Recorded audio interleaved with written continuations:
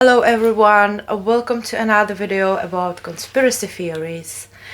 I think this will be the last video of this mini-series. I have something else for you, so next time you can look forward to a different and better mini-series.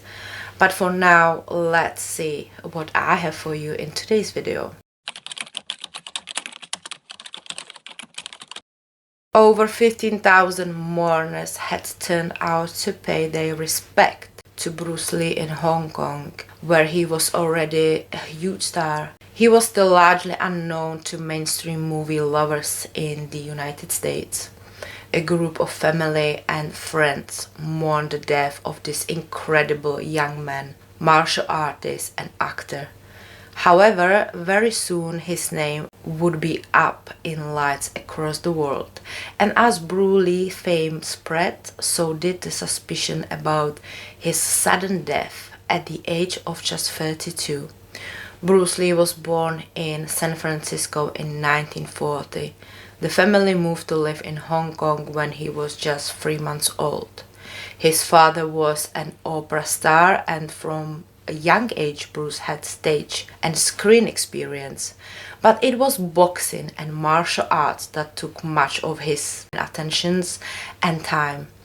Moving back to the United States, Lee wanted to find a way of linking his love of kung fu with the movie, but he was finding Hollywood a tough nut to crack, so he returned to Hong Kong, where he starred in several martial arts movies and hoped to get attention from Hollywood studios.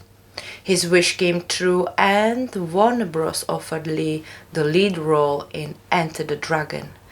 In May 1973, 2 months before his death, Lee collapsed in Hong Kong, suffering with severe headaches and seizures.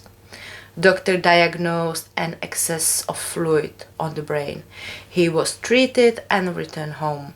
In July 1973, Lee visited his mistress Betty Tingpei, a Taiwanese actress. There, Lee complained of a headache and was given a pill which contained aspirin and tranquilizer before taking a nap. He didn't return downstairs for dinner, so Betty went to his room but couldn't wake him up. A doctor was called, they tried CPR, but later he was declared dead at Hong Kong's Queen Elizabeth Hospital. The official report said it was the aspirin in the pills Lee had taken that night that killed him, causing an allergic reaction and another build-up fluid on his brain. But in time, all the theories began to take shape. However, there are many conspiracy theories about his death. The first one is Lee was murdered by the Chinese triads, which is organized crime for refusing to pay protection money or for teaching martial arts secrets to Westerns. Dim mak, which is traditional Chinese martial arts, also known as touch of death. Some people think that he had a delay reaction to a secret martial arts strike targeting pressure points that caused death days or weeks later. Another theory about Bruce is the family curse. This theory gained traction after his son Brandon Lee died in a prop gun accident on a movie set 20 years later, suggesting a dark force or curse was targeting the males of the Lee's family. And of course, the theory of poisoning. Some claim he was poisoned by a jealous lover or a rival business partner, while a modern medicine suggests his death was due to heat stroke, which is inability to excrete water. And one interesting fact, on August 19, 1973, a month after Bruce Lee's death, the movie Enter the Dragon premiered in the United States and would go on to make $350 million worldwide, making Bruce Lee a global star.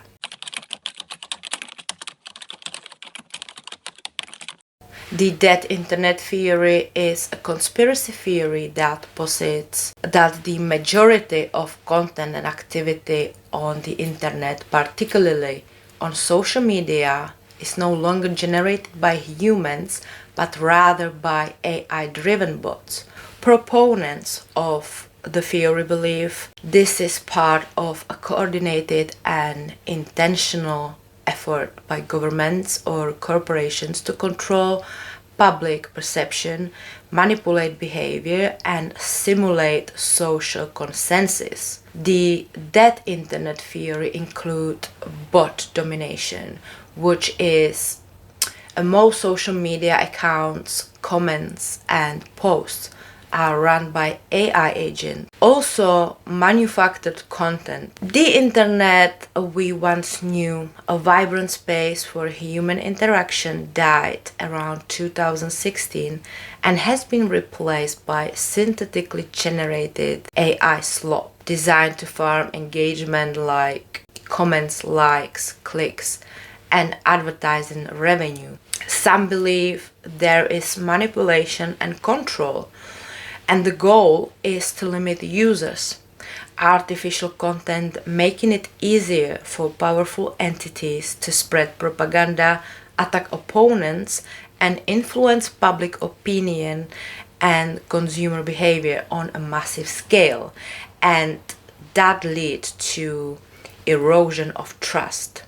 This flood of artificial content creates a general sense of unease and paranoia, making it difficult for real users to distinguish between human and bot interaction, which erodes trust in online information and discourse.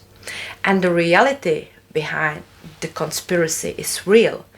I mean, the full theory is widely considered as exaggerated conspiracy, but many experts and tech leaders acknowledge that it taps into a very real and growing problem.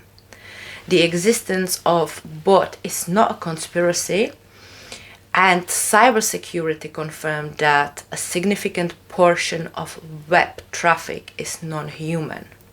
The truth is that the AI changing the nature of online life, making the internet feel more sterile and corporate, and raising the need for greater skepticism and transparency online.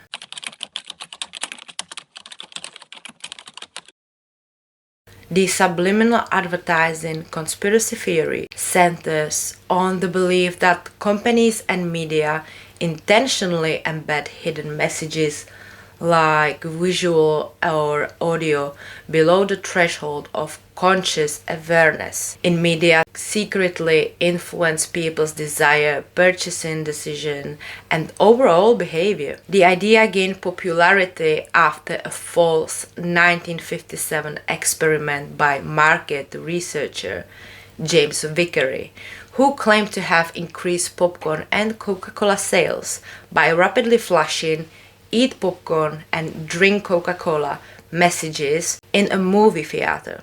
Vickery later admitted he fabricated the results. And despite Vickery admitting the study was fabricated 5 years later, the public fear amplified by Cold War propaganda anxieties and led many countries to ban the practice. While modern scientific research shows that subliminal stimuli can be registered by the brain and may affect decision in very specific way, limited contexts like choosing a drink if already thirsty, the widespread claim that they are a powerful, irresistible tool for mass manipulation and mind control is unconfirmed.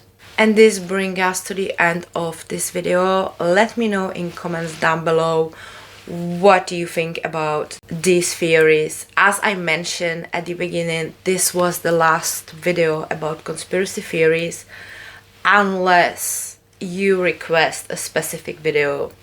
Why is that? I know there are a lot of theories, but to be honest, I don't want to elaborate on something you've already heard like 100 times.